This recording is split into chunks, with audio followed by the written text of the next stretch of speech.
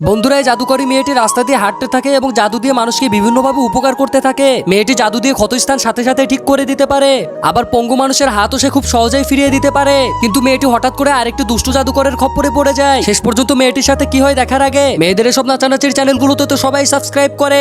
আজ দেখবো আগলে রাখা মায়ের জন্য কয়জন এই চ্যানেলটি সাবস্ক্রাইব করে। বন্ধুরা, তোমরা সবাই ভিডিওতে লাইক করতে ভুলবে না কিন্তু।